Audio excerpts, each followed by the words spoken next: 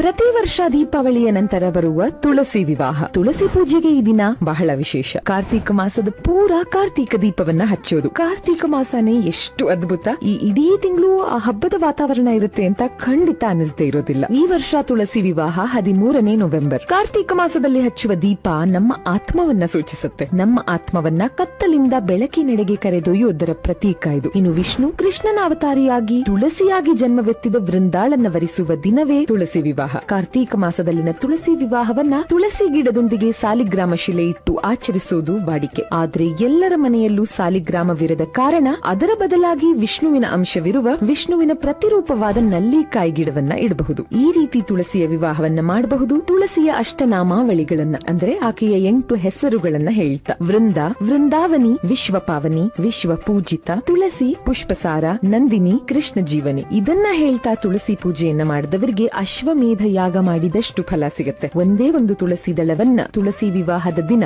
ಅಂದ್ರೆ ಉತ್ಥಾನ ದ್ವಾದಶಿಯ ದಿನ ವಿಷ್ಣುವಿಗೆ ಅರ್ಪಿಸಿದವರಿಗೆ 10 ದಶಲಕ್ಷ ಗೋವುಗಳನ್ನ ದಾನ ಮಾಡಿದಷ್ಟು ಪುಣ್ಯ ಲಭಿಸುತ್ತೆ. ಇನ್ನು ಕಾರ್ತೀಕ ಮಾಸದ ಸೋಮವಾರಗಳು ಶಿವನಿಗೆ ಯಾಕೆ ವಿಶೇಷ ಅಂದ್ರೆ ಇದೇ ಕಾರ್ತೀಕ ಮಾಸದ ಸೋಮವಾರ ಶಿವ ಧರೆಗಿಳಿದಿದ್ದು ಅನ್ನೋ ಕಾರಣಕ್ಕೆ. ಹಾಗಾಗಿನೇ ಕಾರ್ತೀಕ ಸೋಮವಾರ 365 ಬತ್ತಿಗಳ ತುಪ್ಪದ ದೀಪ ಹಚ್ಚೋದು ವರ್ಷ ಪೂರ್ತಿ ಶಿವನಿಗೆ ನಾವು ಕಾರ್ತೀಕ ದೀಪ ಹಚ್ಚಿದಂತ ಫಲವನ್ನ ತಂದುಕೊಡುತ್ತೆ.